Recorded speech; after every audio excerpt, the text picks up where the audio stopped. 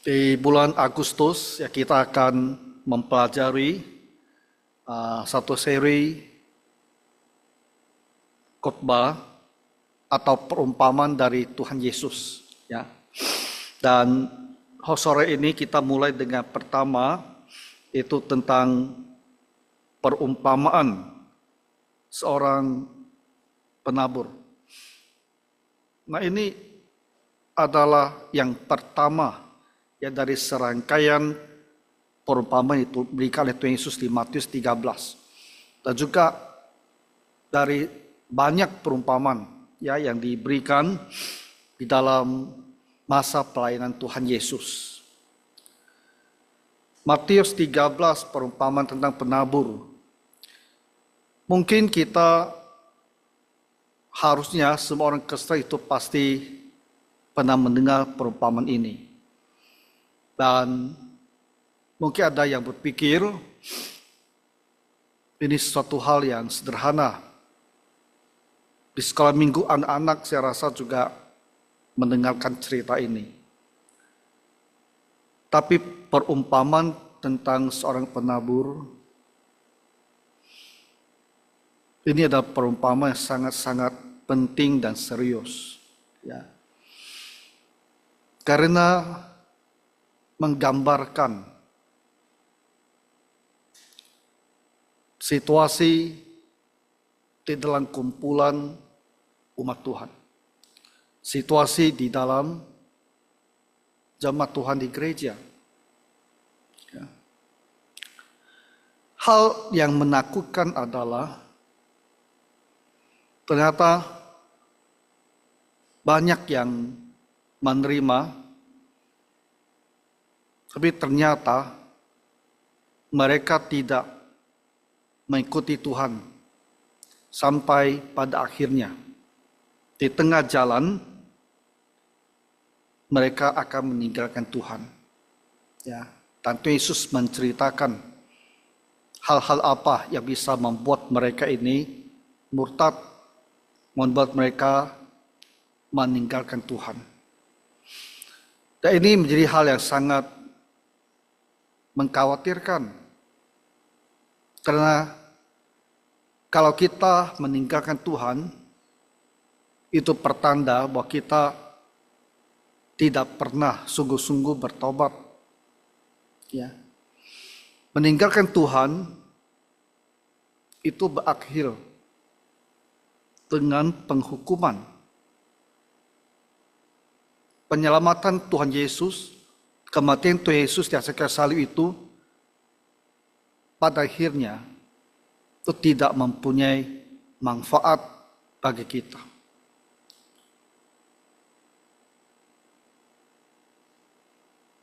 Yang dikhawatirkan dan ditakutkan adalah sekalipun kita mendengar, sekalipun kita pernah ke gereja, sekalipun kita kelihatan seperti orang Kristen, pada akhirnya kita binasa. Nah, itulah yang ketika kita mempelajari perumpamaan ini, itu menimbulkan rasa kekhawatiran yang sangat besar. Sebagai orang Kristen, membuat kita selalu harus memeriksa diri, apakah kita ini benar-benar di dalam Tuhan.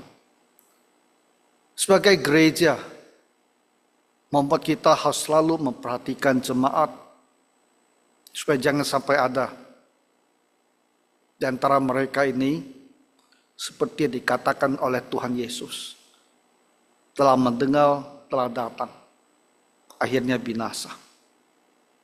Nah, mari kita lihat bersama-sama apa yang dikatakan oleh Tuhan Yesus ini. 4 jenis tanah, 4 jenis manusia, dan bagaimana kelanjutan mereka setelah mendengarkan Injil Tuhan Yesus. Ya. Ayat keempat, pada waktu ia menabur, sebagian benih jatuh di pinggir jalan. lalu datanglah burung dan memakannya sampai habis. Kita tidak perlu mencoba menafsirkan maksud ini. Karena Tuhan Yesus sendiri yang memberikan kita penafsirannya. Tuhan sendiri yang memberikan kita apa makna dari perkataannya ini. Nah, untuk tanah yang pertama dikatakan, setiap orang yang mendengar firman tentang kerajaan surga, tapi tidak mengertinya, datanglah si jahat dan merampas yang ditaburkan dalam hati orang itu. Itulah benih yang ditaburkan di pinggir jalan. Jadi ini berbicara tentang orang, semua ini mendengar. Setelah dia mendengarkan firman Tuhan, mendengarkan Injil Tuhan Yesus, dia tidak mengerti. Tidak mengerti bukan dalam arti dia tidak memahami kalimat-kalimat yang diucapkan. Tapi tidak mengerti itu lebih dari dalam arti bahwa dia mendengar dan dia tidak merasa itu adalah perkataan yang benar. Hatinya tak bisa terima. Contohnya umpamanya, dia mendengar bahwa Yesus ini adalah satu dengan Bapa. Seperti orang-orang Yahudi yang banyak. Mereka mengerti itu maksudnya apa. Bahwa Yesus lagi mengatakan bahwa dirinya adalah anak Tuhan. Dirinya adalah Tuhan. Dikatakan mereka tidak mengerti. Itu dalam arti mereka tidak percaya. Mereka tak bisa menerima bahwa ini adalah benar. Nah, mungkin waktu kita berbicara kepada anggota rumah tangga keluarga, kita berbicara kepada orang kita jumpa ya di tempat kerja, atau orang kita injili di tepi jalan. Setelah kita bicara banyak, dia mengerti apa yang sedang kita katakan, tapi hatinya tak bisa menerima bahwa kita adalah orang berdosa. Dan dosa adalah begitu serius yang akan mengakibatkan penghukuman yang kekal. Mereka tak bisa terima. Bahkan ada yang lebih lagi, yang tidak bisa menerima bahwa untuk dosa kesalahan kita itu ada hukuman. Ada yang paling parah adalah tidak merasa dia bersalah. Itu sering sekali. Dia bilang, ya kita yang penting hidup kita baik-baik. Ya, itu udah bagus. Tak ada masalah dosa dalam hidup kita ini. Ya. Di hati itu dengan apa yang dia dengar itu tidak bisa sejalan. Dan Yesus bilang, si jahat datanglah si jahat merampas yang ditaburkan dalam hati orang itu. Jadi apa yang dia dengarkan itu tidak akan berbekas karena dia menolak, seolah-olah tidak pernah dia mendengar. Jadi walaupun orang ini pernah kontak ya dengan ajaran Tuhan Yesus, sampai pada akhir hidupnya, dia tidak pernah menerima, dia tidak pernah percaya. Nah, ini jenis tanah yang pertama. Jenis hati yang pertama, jenis manusia yang pertama. Dan dia akan binasa.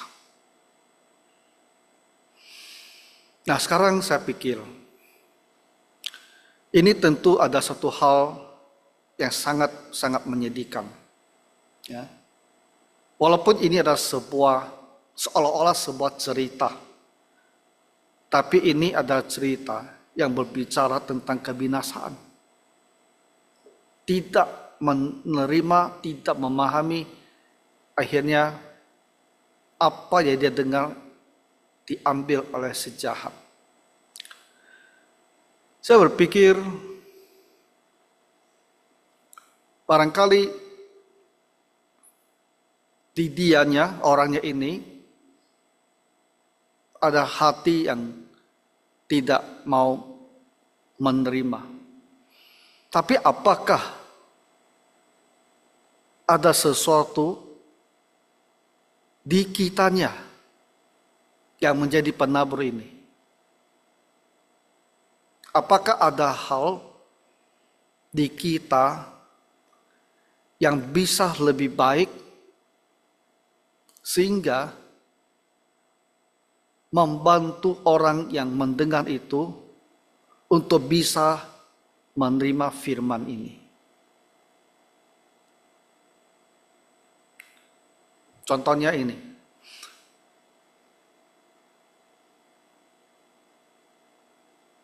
Ketika kita berbicara dengan seseorang tentang Injil Tuhan Yesus, bagaimana orang menilai kita? Ya. Kalau kita datang dengan penampilan atau kita berbicara dengan cara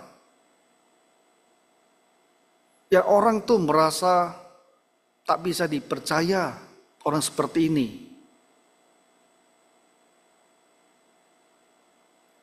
Apakah kita ini menjadi penghambat orang untuk menerima firman?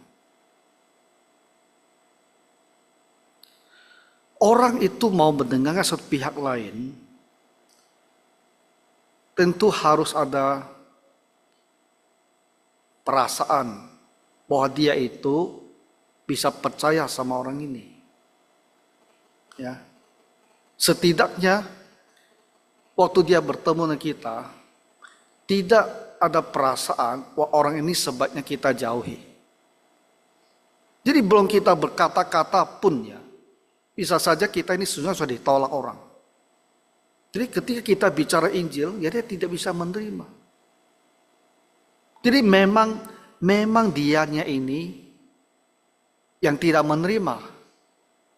Kesalahannya ada pada dia. Tapi apakah ada faktor dalam diri kita ini yang membuat orang ini lebih tidak mau mendengar, lebih tidak mau menerima? Dan cara kita berkata-kata kepada dia, hal-hal yang kita katakan kepada dia, mungkin kita benar ada berbicara tentang Tuhan Yesus, tapi barangkali juga ada hal-hal yang kita bicara di situ yang membuat dia tidak suka. Sehingga dia menolak, dia tidak mau percaya. Di dalam keluarga, kita mau bersaksi. Tapi orang keluarga, mereka akan melihat kita. Bagaimana cara kita hidup, bagaimana tingkah laku kita, bagaimana sifat kita. Ketika semua hal-hal ini di dalam pandangannya adalah buruk, maka ketika kita mengajak dia ke gereja, berbicara Injil, bukan ya karena dia mau menolak firman itu. Firman itu tidak lagi dia pedulikan, karena dia tidak bisa menerima kita. Karena dia menilai kita ada orang yang katanya kalau keras adalah munafik. Kenapa orang munafik seperti kamu ini mau berbicara tentang Tuhan, mau berbicara tentang Injil dengan saya? Nah, jadi ini adalah hal yang kita perlu perhatikan.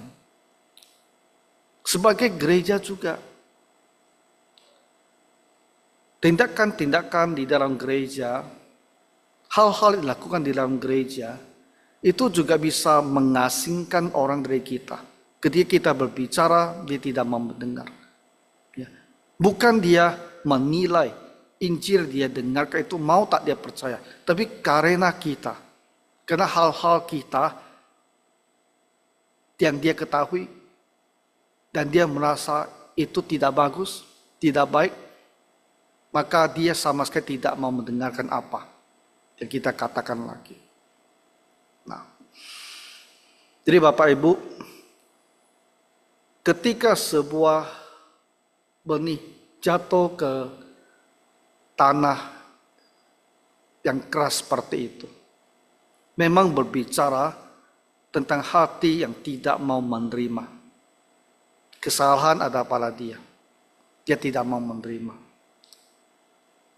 Tapi kita harus selalu pertimbangkan, apakah kita ikut menjadi faktor yang membuat orang itu tidak mau menerima, yang membuat orang itu menjadi tanah yang keras. Oke, nah kita lanjut. Tanah yang kedua. Ayat kelima, sebagian jatuh di tanah yang berbatu-batu. Tidak banyak tanahnya. Jadi tipis sekali tanahnya. Tapi ada tanah.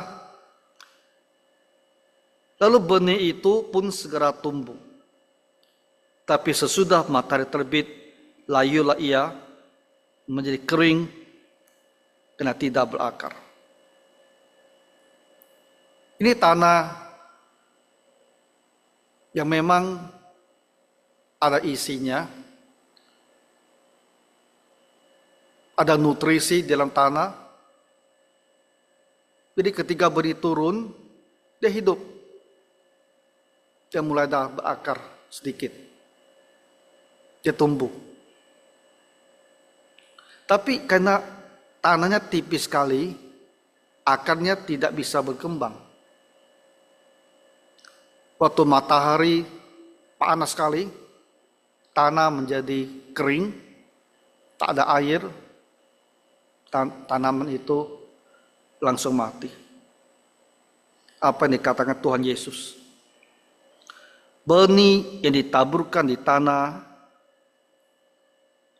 yang berbatu-batu itu ialah orang yang mendengar firman itu dan segera menerimanya dengan gembira.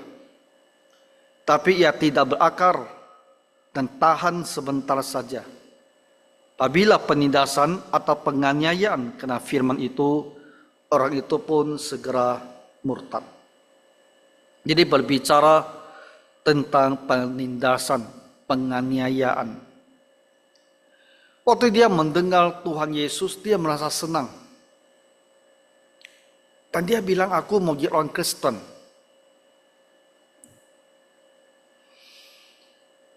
Tapi ternyata ada pihak lain yang menentang dia. Penganiayaan, penindasan. Ya. Betul-betul mempersulit sekali.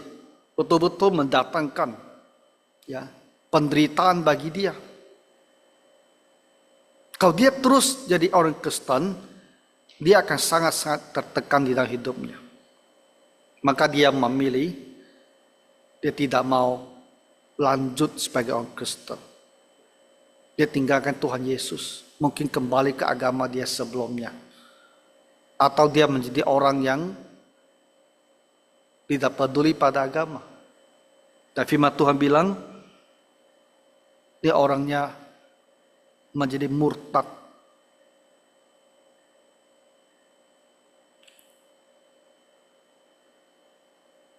Bukankah ini sangat menyedihkan sekali? Terkadang itu terjadi. Dengar cerita Tuhan Yesus, dia merasa senang. Tapi ternyata di hatinya itu tidak pernah benar-benar bertobat. Dia tidak pernah sungguh-sungguh merasakan bahwa dirinya orang berdosa yang diampuni. Tidak pernah. Jadi dia merasa jadi orang Kristen itu baik, ya, dan dia senang. Mungkin dia mendengar tentang Tuhan Yesus, melakukan banyak hal atau dia mendengar ajaran Tuhan Yesus yang lakukan kepada orang lain apa yang kamu tidak mau mereka lakukan pada kita, dia merasa ini prinsip yang sangat bagus. Ya. Jadi waktu dia mendengar tentang Yesus, dia merasa senang. Apapun yang dikatakan waktu dia dengar Yesus, dia merasa itu benar, dia senang, dia ikut. Tapi kemudian dia menyadari untuk ikut Tuhan Yesus, dia harus membayar harga yang mahal. Lalu dia pikir-pikir, dia tidak mau bayar harga itu. Ada orang Kristen, ya, untuk naik jabatan, dia pindah agama. Nah, itu penindasan di dalam arti kiasan, ya, bukan betul-betul ada sesuatu yang secara fisik.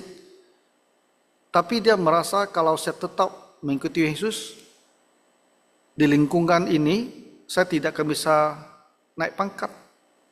Jadi dia pindah agama. Karena seperti ini. Ada yang pulang ke rumah, lalu suami atau istri atau mertua menekan, tidak boleh kamu jadi Kristen. Akhirnya dia pilih daripada di rumah tidak damai, bertengkar karena agama, dia tinggalkan Tuhan Yesus, kembali ke agama sebelumnya. Ada seperti ini.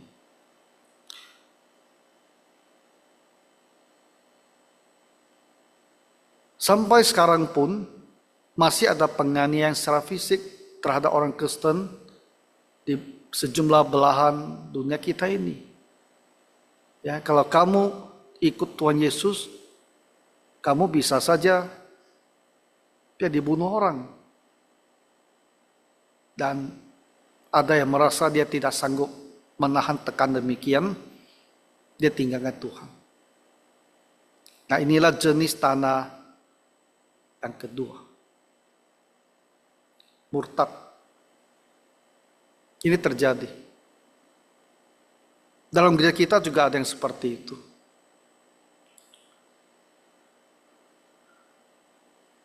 Jadi kita sebagai orang Kristen,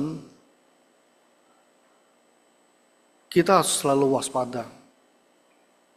Jangan karena penganiayaan, ya, ketekanan dari pihak yang lain, lalu kita memilih, saya menyerah, saya tidak lagi lanjut ikut Tuhan Yesus. Karena itu akan menandakan bahwa kita sesungguhnya belum pernah benar-benar mau ikut Tuhan Yesus, mau bertobat. Kita tidak mau. Dan kita sebagai gereja harus hati-hati sekali. Ya, waspada, memperhatikan jemaat. Kalau ada yang memang mengalami penganiayaan, ya tentu tidak berupa fisik ya pada saat ini. Penganiayaan yang menekan dia untuk tinggalkan Tuhan, ini harus menjadi perhatian, ya, supaya kita membantu dia bisa kuat. Kalau tidak, bisa saja dia akan tinggalkan Tuhan sama sekali. Mari kita lihat tanah yang ketiga, ayat yang ke-7. Sebagian lagi jatuh di tengah semak duri, lalu besarlah semak itu dan menghimpitnya sampai mati. Ini tanahnya baik, ya, dia bisa tumbuh cukup tinggi, tapi sekitarnya juga tumbuh semak. Tapi semaknya tinggi sekali, lebih tinggi dari dia. Jadi semaknya menutupi dia, kiri kanan menutupi dia. Dan dia tidak mendapatkan cahaya matahari lagi. Pelan-pelan dia jadi mati. Firman Tuhan bilang, menghimpitnya sampai mati. Dan kita bertanya, ya apa maksud Tuhan Yesus dengan begini? Yang mati terhimpit oleh semak duri. Mati. Tidak berbuat sama sekali. Dan Tuhan bilang, yang ditaburkan di tengah semak duri ialah orang yang mendengar firman itu. Lalu kekhawatiran dunia ini dan tipu daya kekayaan menghimpit firman itu sehingga tidak berbuah. Ternyata semak duri ini berbicara tentang dua hal. Pertama adalah kekhawatiran dunia. Jadi bukan ada pihak yang menekan dia. Tak boleh jadi Kristen, bukan. Tak ada yang menekan. Dia bebas. Dia sudah menerima firman. Dia sudah bilang dia mau percaya. Dia mau jadi Kristen. Tapi dirinya sendiri yang tak bisa menangani kehidupan ini. Kekhawatiran dunia. Penderitaan. Kesusahan yang muncul di dalam hidup ini.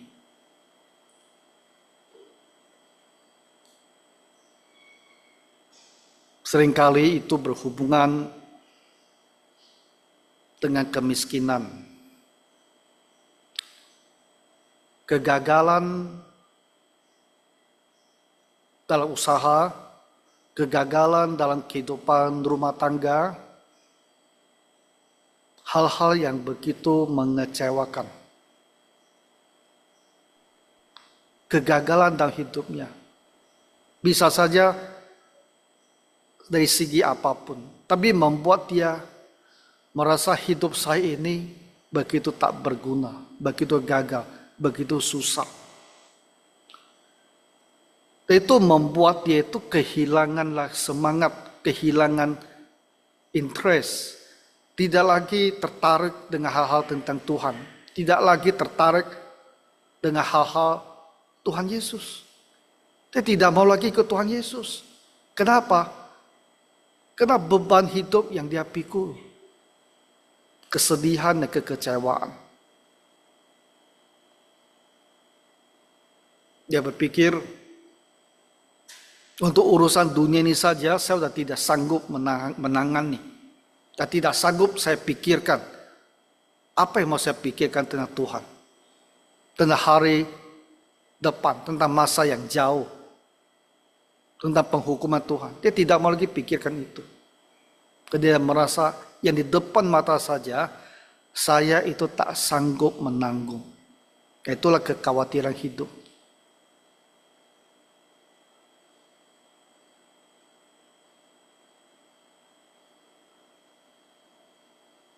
Jadi dia sendiri, memang kesalahan dia sendiri.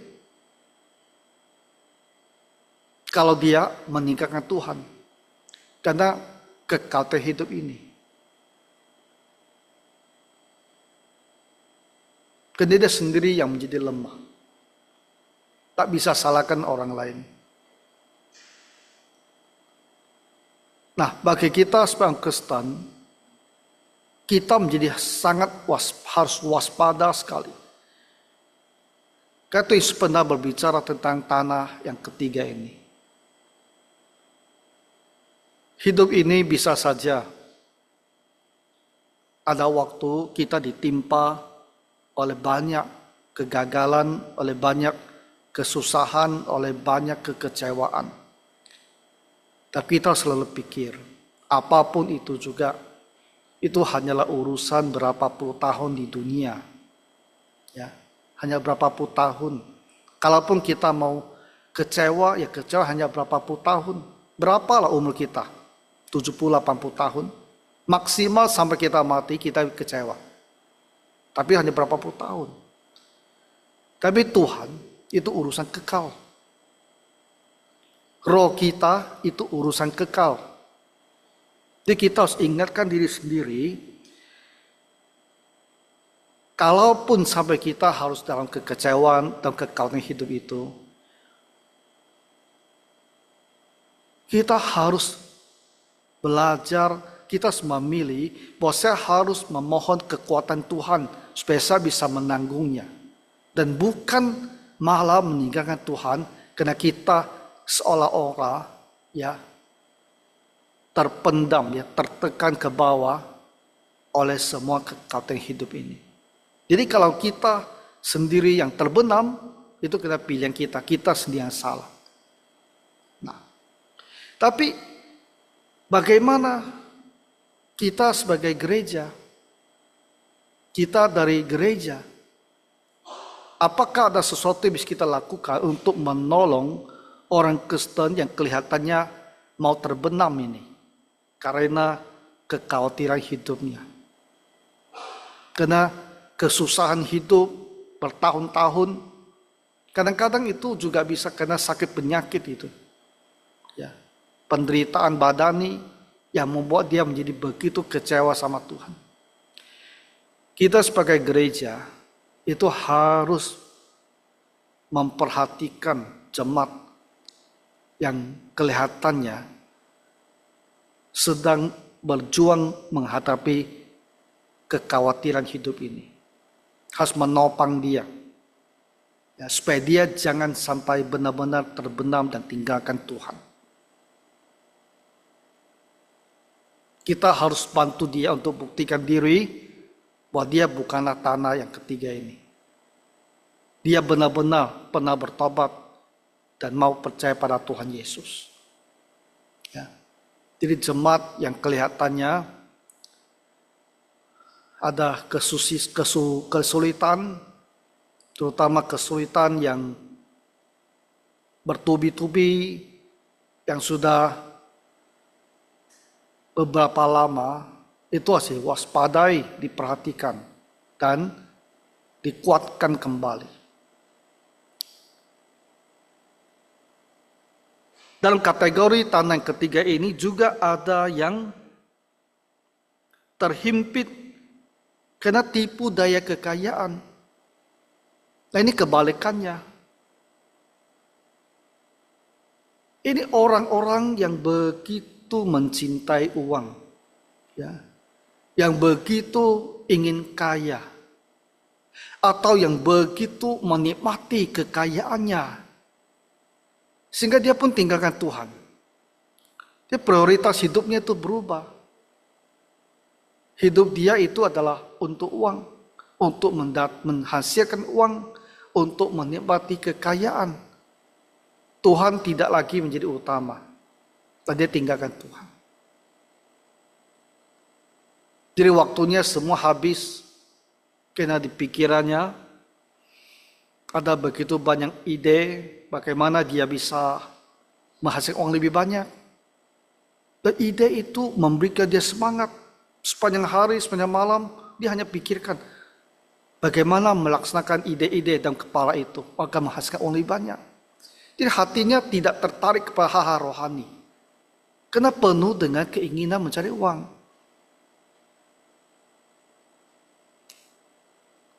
Jadi hari Minggu dia pun tidak kebaktian. Di rumah pun dia tidak berdoa lagi.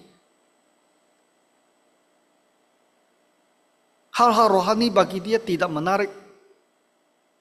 Karena ada satu hal yang begitu menarik dalam hatinya, mencari uang.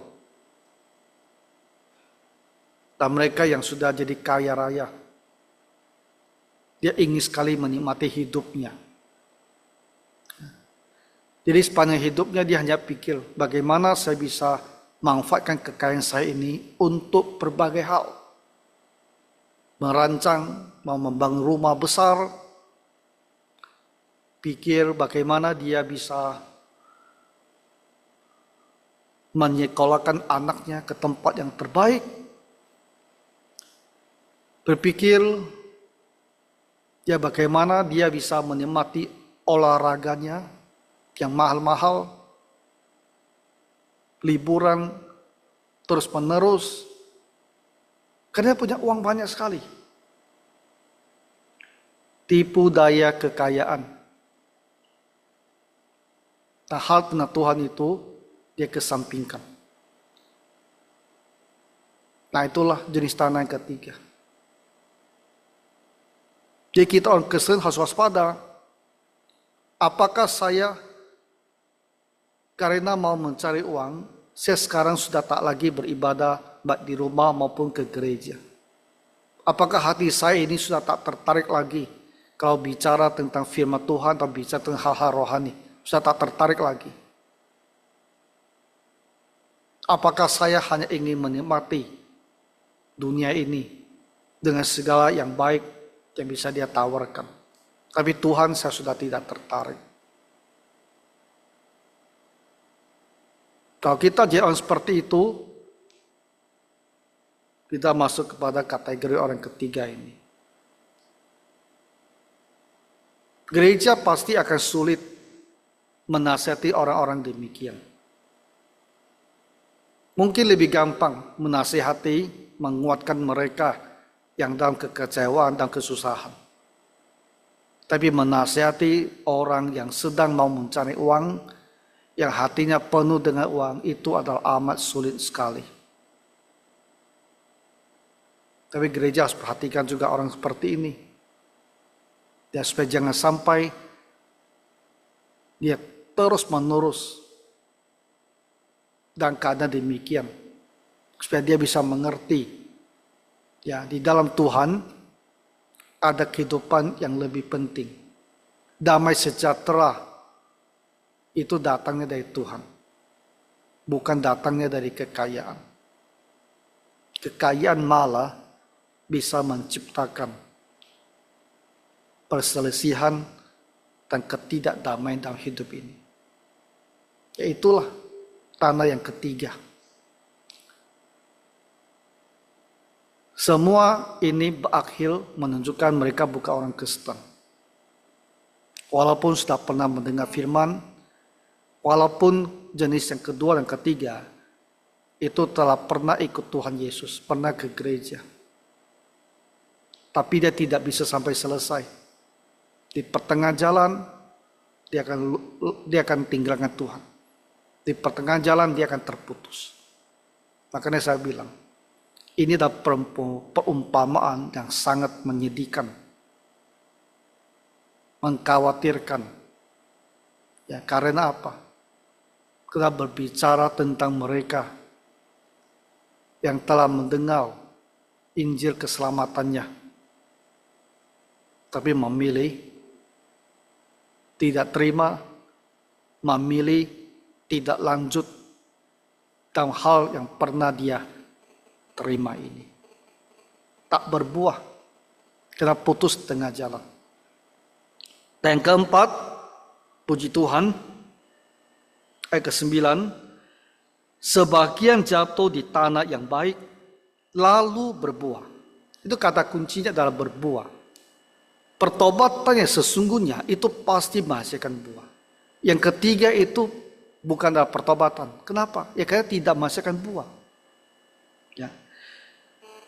Ada yang 100 kali lipat, ada yang 60 kali lipat, ada yang 30 kali lipat. Yang benar-benar percaya pada Tuhan, dia pasti berubah, dia pasti menghasilkan buah. Sikap dia terhadap Tuhan itu berubah. Sikap dia terhadap dosa itu berubah. Sikap dia terhadap manusia itu pun berubah. Dia mau percaya kepada Tuhan, dia mau beribadah kepada Tuhan. Dia mau meninggalkan dosa. Dia mau melayani manusia lainnya. Dia akan jadi seperti itu. Dia akan berbuah. Masing-masing orang Kristen ini beda. Berapa banyak buah yang dihasilkan. Dia tergantung pada karunia Tuhan bagi dia.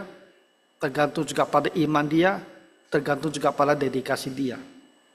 Tapi ada 100 kali lipat. Begitu banyak buah. Jadi hidupnya ini, perubahannya itu menjadi begitu kentara sekali. Kena berubah sekali. Menghasilkan begitu banyak. Ada yang lebih sedikit, 60 kali lipat. Ada lebih sedikit lagi, 30 kali lipat. Tapi semuanya menghasilkan buah. Itu kata kuncinya, menghasilkan buah. Ya, ada orang Kristen yang telah benar-benar bertobat, pencapaian Yesus, kita lihat ya mungkin perubahannya tidak begitu cepat, tapi ada yang perubahannya itu nampak cepat sekali. Ya, masing-masing berbeda-beda. Tapi semuanya itu pasti ada perubahan, pasti ada menghasilkan buahnya. Itulah orang Kristen sejati. Yang benih Tuhan benar-benar telah masuk ke hatinya dan menghasilkan buah. Orang-orang seperti ini di dalam gereja, mereka itulah yang benar-benar akan mengasihi Tuhan. Apapun yang terjadi, ya, mau ada penindasan terhadap dia tetap ikut Tuhan. Mau ada yang menghimpit, ada kekhawatiran hidup, dia tetap akan ikut Tuhan. Semua orang punya kekhawatiran hidup. Semua orang ada kegagalan, ada kekecewaan. Tapi tidak akan membuat dia tinggalkan Tuhan. Semua orang mau mencari uang. Karena kita yang hidup itu membutuhkan biaya hidup. Kita semua harus makan tiap hari. Keluarga juga harus makan. Dan bukan hanya makan. Urusan sandang, urusan pangan, urusan pendidikan, urusan kesehatan, semua itu membutuhkan uang. Jadi memang adalah tugas kita. Hidup ini kita harus mencari uang. Tapi kita tidak akan kena mencari uang itu lalu kita tinggalkan Tuhan. Kita mencari uang karena kita tahu ini dibutuhkan. Ini tanggung jawab saya bagi keluarga. Saya cari uang, saya kerja. Tapi kita bisa membagi waktu. Ada waktu untuk mencari uang. Ada juga waktu untuk urusan rohani, untuk urusan Tuhan. Kita tidak akan 100% semuanya hanya kasih untuk cari uang. Tidak, kita bisa membagi. Walaupun ada kesempatan supaya kita bisa cari uang lebih banyak, tapi akan mengorbankan sisi kerohanian, kita tidak akan terima. Kita memilih mendapat uang yang lebih sedikit, tapi kehidupan rohani terpelihara daripada mendapat uang lebih banyak, tapi di sini kehidupan rohani dikorban. Kita tidak mau seperti itu. Kalau kita telah menjadi kaya pun, ya, kita tidak, karena kita sekarang mempunyai kebebasan finansial, bisa melakukan banyak hal dengan uang kita, lalu hal-hal Tuhan kita tinggalkan. Kita tidak akan. Kita bisa pergi, ya jalan-jalan. Tapi kita tidak akan lupa ibadat Tuhan, kita tak akan lupakan pelayanan Tuhan. Kita bisa mempunyai banyak rencana, membuat hidup kita seolah sangat semangat, banyak kegiatan. Tapi hal-hal Tuhan, hal-hal gereja itu tidak akan kita lupakan. Karena itu juga bagian yang bagi kita adalah sangat penting. Itulah tanah yang baik. Seberapa kita bisa mengelola hidup kita ini, itulah kelihatan. Kita adalah yang berbuat 30 kali lipat, atau kita yang berbuat 60, atau kita yang bahkan berbuah sampai 100 kali lipat. Tapi kita berbuah. Tak saya betul berdoa, semua jemaat gereja adalah kategori ini. Tanah yang baik, yang berbuah. Apapun juga persentase, ya, dia di dalam berbuah ini. Jadi kiranya Tuhan menolong kita. Ya, mari kita berdoa. Tuhan Bapa Surgawi, bantulah kami Tuhan, sehingga kami juga mempunyai kesaksian bahwa kami ini adalah tanah yang baik. Dan firman telah masuk ke dalam hati kami dan membuat hidup kami berbuah banyak. Tuhan Yesus, bantulah kami waspada. Jangan sampai kami menjadi seperti tanah yang dangkal atau seperti tanah yang terhimpit. Dalam nama Tuhan Yesus Kristus kami berdoa. Amin.